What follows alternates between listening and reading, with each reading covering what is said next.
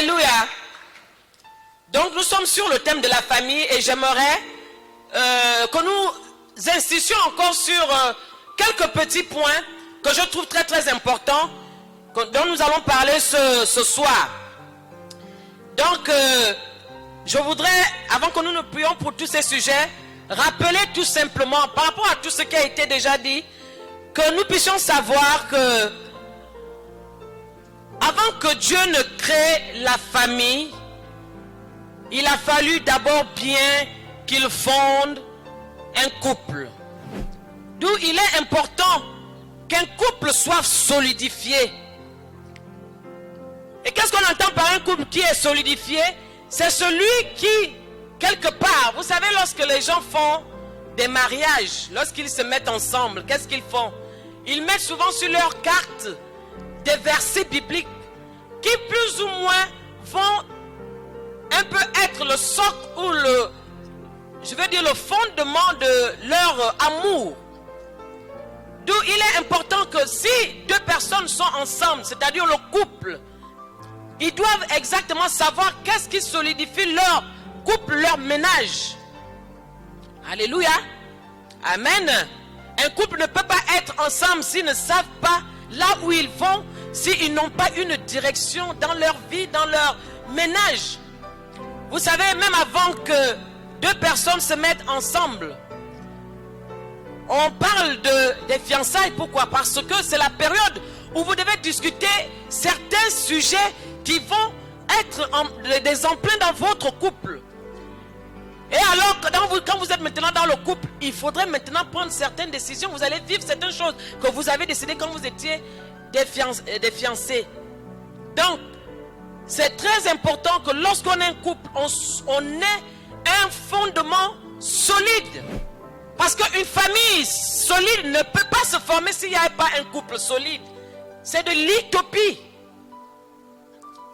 Qu'est-ce que Dieu a dit à chacun des couples pour que vous puissiez vous mettre ensemble? Parce que s'il n'y a pas ça, il y aura beaucoup de désaccords. Il y aura beaucoup de malentendus. Donc, quand on est un couple, on doit chercher à être dans une même longueur d'onde. La même longueur d'onde, c'est quoi? C'est tout simplement savoir quelles sont les orientations que vous avez prises. Vous savez quoi? Un couple, par exemple, qui se met ensemble et qui va décider que moi, quand je rentre dans ce couple, moi, ma priorité, par exemple, c'est de tout de suite fonder une famille. Et l'autre, par exemple, va venir dans le couple et va se dire, moi, je vais d'abord fonder mon foyer, c'est-à-dire, mon mari et moi, je veux que nous soyons forts. Vous voyez que s'il y a cette disparité-là, quand vous serez ensemble, quelque chose va se passer. Qu'est-ce qui va se passer? C'est que l'un va prendre tout son temps à tout faire pour que la famille soit la priorité. L'autre va tout faire pour que le couple soit la priorité. Vous voyez pourquoi c'est important quand on est fiancé d'avoir des orientations déjà où vous avez déjà discuté. C'est important de discuter sur des orientations. Vous allez remarquer un couple, quand ils sont ensemble, ils vont se dire, moi je veux déjà faire un enfant. L'autre va dire, je ne veux pas déjà l'enfant maintenant. Vous voyez pourquoi c'est important? C'est d'abord le couple qui doit être solidifié. Donc vous devez être dans des mêmes longueurs d'onde. Dites même longueur d'onde. Et quand on est un couple, on doit savoir que nous ne sommes pas pareils. Chacun vient d'une éducation différente. Chacun vient d'un milieu différent. Et c'est par rapport à ces milieux-là, où je vais dire, ce n'est pas forcément tout ce que nous avons recueilli dans nos différents milieux qui sont mauvais. Ces milieux peuvent être des atouts qui peuvent nous faire grandir dans notre couple. Si nous sommes un couple qui avons grandi dans un couple ou une maison où par exemple les enfants pardonnaient, c'est un bon atout. Quand tu seras dans ton couple, le pardon ne sera pas pour toi difficile. Vous comprenez? Et si par exemple l'autre couple n'a pas appris dans sa maison le pardon, vous comprenez que quand cette personne sera dans son couple, quelque part, la personne qui a appris à pardonner va aider l'autre. Et là, c'est un atout. Vous comprenez? C'est un atout qui n'est pas mauvais. Parce qu'il y a aussi des valeurs que vous avez appris de part et d'autre, certainement dans des différents endroits où vous avez vécu. Donc il ne faut pas qu'on pense toujours que quand on est venu d'un endroit ou d'un autre, il y a certaines choses que nous avons certainement vécues. Mais il y a des bonnes choses que vous pouvez amener dans votre couple. Alléluia. Et ça peut être des atouts pour vous. Est-ce qu'on peut dire Amen une fois? Donc je disais, la plus grande priorité est d'avoir pour la base un couple fort. Et un couple fort se travaille. Il y a des gens qui ils aiment bien admirer les couples des autres. Non, tu ne peux pas aller admirer la femme d'autrui ou l'homme d'autrui. Il faudrait que tu sois capable d'enseigner ton épouse. Et que toi la femme, tu éduques aussi ton mari. Pour que quand vous allez vous voir dehors. Et quand les gens vont vous voir, ils vont vous apprécier. Parce que vous vous êtes éduqués entre vous. Il ne faut pas aller aimer la femme de quelqu'un d'autre. Non. Il ne faut pas aller apprécier l'homme de quelqu'un d'autre, non. C'est le couple qui doit se forger. C'est le couple qui doit être ensemble. C'est le couple qui doit être fort. C'est le couple qui doit travailler ensemble. Est-ce que vous pouvez dire Amen une fois? Parce que trop de couples se perdent de vue à ce niveau.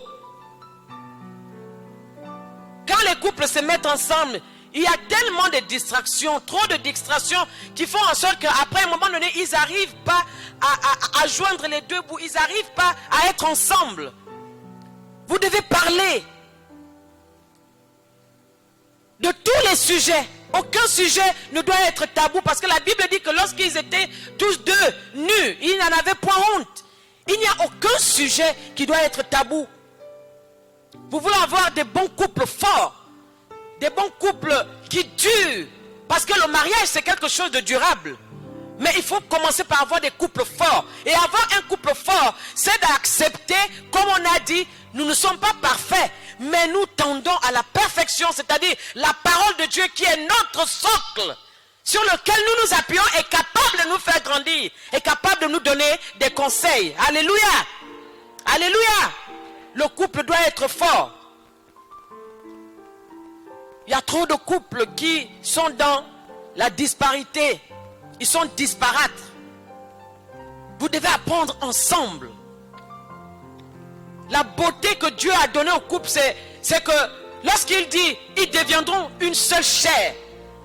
C'est pas que vous devenez uniforme, mais c'est l'uniformité dans la complémentarité. C'est cette beauté que Dieu a donnée. Alléluia. C'est pas que tu deviens ton mari et que ton mari devient toi, non. Mais c'est cette beauté-là, l'uniformité dans la complémentarité. Vous êtes unis, vous êtes ensemble, mais vous êtes complémentaires. Donc l'un ne peut pas être l'autre. C'est comme ça que Dieu a fait les choses. Il a voulu créer la femme comme elle est, avec toutes ses possibilités, ses capacités, comme le disait le révérend hier. Et l'homme aussi, avec toutes ses capacités. Non, tu ne peux pas venir pour changer l'éducation que ton mari a reçue de son père, de sa mère. Il y a certainement des mauvaises choses, mais il y a aussi des bonnes choses. Et ce sont ces atouts. Quand vous avez ces atouts, vous les mettez ensemble, vous récupérez ce qui est bon. Et c'est ce qui est bon qui va faire la solidification de votre ménage. Est-ce qu'on peut dire Amen une fois? Alléluia. Amen. Donc je parle en même temps à tous ceux qui veulent se marier. Quand vous décidez de vouloir vous marier, ne commencez pas seulement qu'à regarder, oh, j'aurai ma belle salle, ma belle robe, ma belle bague, je vais faire des voyages de noces et tout. Tu ne commences pas par regarder cela. Ce sont des sujets à discuter. Vous avez tellement de sujets à discuter pour vous mettre en accord sur l'éducation des enfants, sur les finances, sur comment vous allez gérer votre maison, comment vous allez gérer. Il y a tellement de choses à dire, tellement de choses à faire. Alléluia. Un couple qui ne sait pas connaître le langage de l'amour que chacun doit connaître normalement dans le couple, c'est un couple qui va à volo. Un couple ne peut pas vivre sans amour. C'est impossible parce que l'amour est la base. Donc il faut connaître le langage de tout le temps.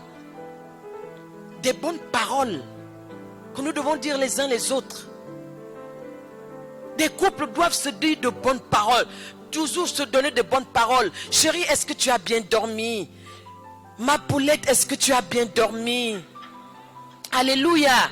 On ne peut pas se réveiller toujours avec des visages émaciés. Parce que quoi, nous avons fait déjà plus de 10 ans de vie. Ça ne veut rien dire. Alléluia. Ça ne veut rien dire. Les langages de l'amour sont très importants pour solidifier notre couple, pour solidifier notre amour, notre ménage. Alléluia. Alléluia. Ce n'est pas d'abord les enfants que nous allons aller chouchouter. Commence par chouchouter ton épouse, ton époux. Alléluia. Des bonnes paroles, des paroles encourageantes. Ce n'est pas le matin, tu te réveilles, tu commences à mettre le visage de l'autre côté, même pas un bisou. Tu ne pourras pas tenir le couple. C'est impossible. C'est impossible. Un couple doit se nourrir des cadeaux. Alléluia.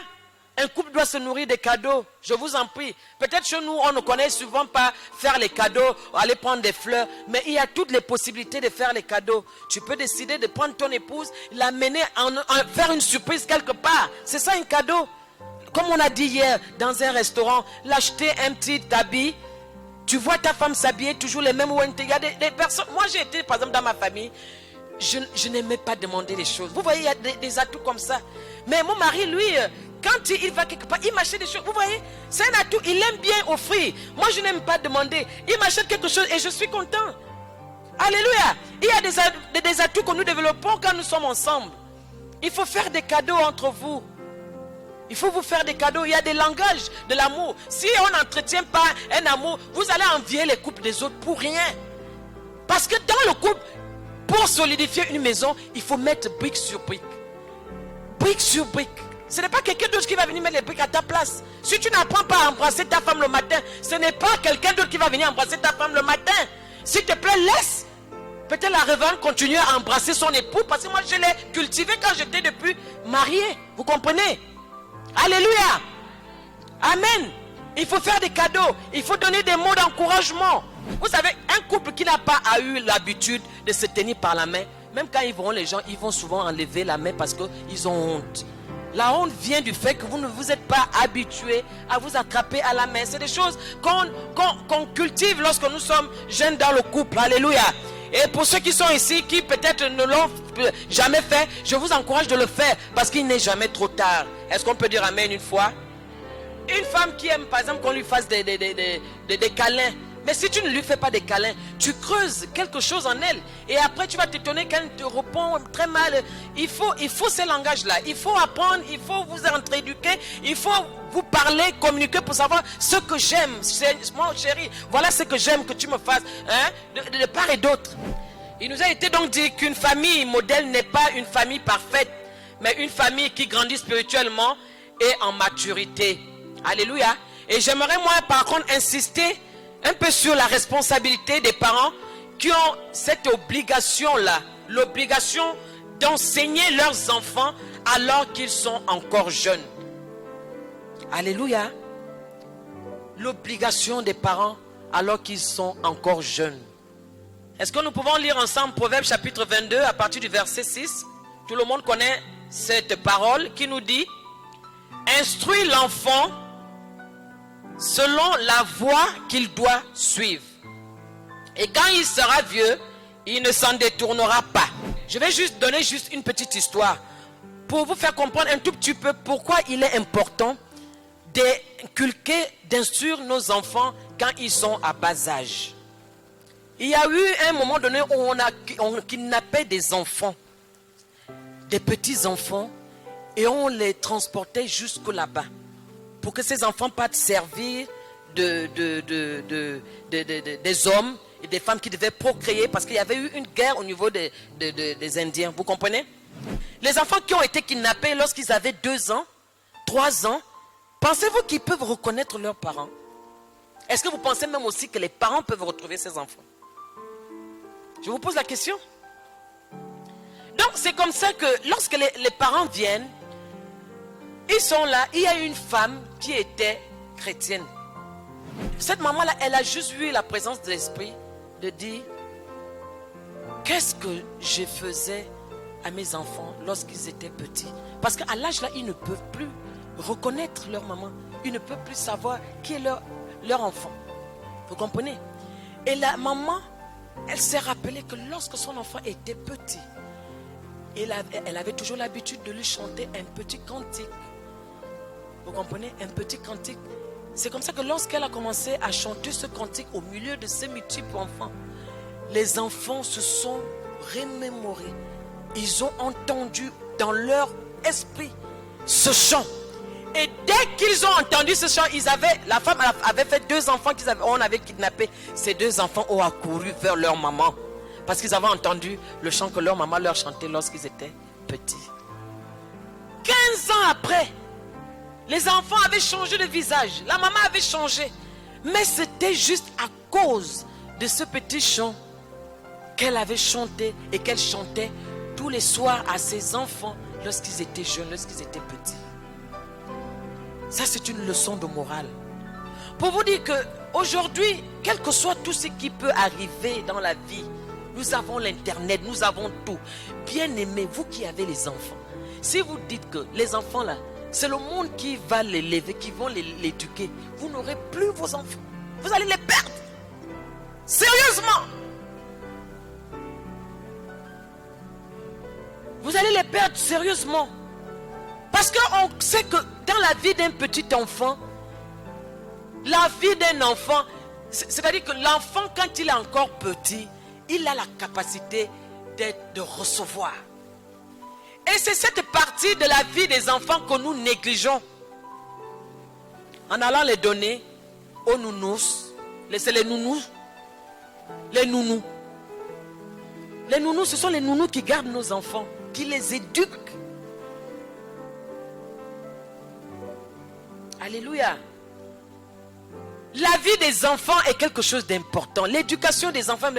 Tu dois permettre que ton enfant... Attends, tu veux que ton enfant devienne quelqu'un dans la vie. Ne faut pas le donner au hasard. Ne permets pas que ce soit le hasard qui élève ton enfant. Oh, il va grandir. Il grandit en sagesse. Il va grandir en statut. Vous pensez que Jésus avait grandi comme ça si sa maman n'avait pas investi sur sa vie? Et même aujourd'hui, on pense même que ce sont les smartphones aujourd'hui qui vont élever nos enfants. C'est pire. Ce n'est pas l'école du dimanche qui éduque son enfant. Dans les voies qu'il doit suivre. Ce n'est pas l'école biblique. Ce n'est pas l'école du dimanche. Quel est le temps que tu prends avec ton enfant, tes enfants, même s'ils sont grands? Qu'est-ce que tu leur inculques? Aujourd'hui, on peut demander, la plupart des couples ou même des familles aujourd'hui, quels sont les gens qui connaissent quelle est la destinée ou les paroles que Dieu a mis sur chacun de leurs enfants.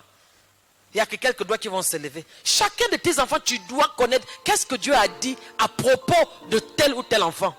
Ce n'est pas normal. Et puis après, quand les prophètes viennent, ils viennent prophétiser sur vos enfants vous abandonnent, ils vont prier ailleurs, ils vont dans d'autres pays, ils font n'importe quoi. C'est parce que vous ne leur avez pas dit exactement ce que Dieu a dit à leur sujet. On pense que c'est en donnant l'écran aux enfants, en leur achetant des écrans, on pense qu'on est des enfants, des parents qui sont... Non, non, non. C'est du n'importe quoi. Éduquez vos enfants. Nous avons la parole de Dieu. Éduquez vos enfants. Éduquez-les, instruisez-les. La parole est tellement vaste, elle est tellement énorme, qu'il y a tellement de choses pour construire la vie d'un enfant. Au lieu de lui donner l'offrir que des jeux. Et aujourd'hui même, le monde sait comment nous avoir. Lorsque nous avons été en retraite, on nous avait montré tous ces dessins animés là qu'on montre à nos enfants. Comment faire pour les détourner? Nous devons faire attention. Nous voulons avoir des familles fortes, nous voulons avoir des couples forts. Si nous, comme disait le révérend, si nous ne savons pas que nous devons grandir avec la parole, sincèrement, nous allons être tous quelque part séduits. Parce que les temps qui viennent seront des temps difficiles. Et il faudrait que quand Dieu vienne, il vienne trouver des familles à part. Des familles qui ont fait le choix. Alléluia. Alléluia. Est-ce que nous pouvons nous lever? Nous allons prier. Nous avons besoin d'élever nos enfants, de les éduquer dans la voie du Seigneur. Pour que lorsqu'ils deviennent grands, ils ne s'en détournent pas. Tu ne veux pas que ton enfant se détourne de la parole. Tu veux que ton enfant ne se détourne pas des voies du Seigneur. Qu'est-ce que tu as investi dans sa vie lorsqu'il était enfant? Et aujourd'hui, et maintenant, qu'est-ce que tu fais?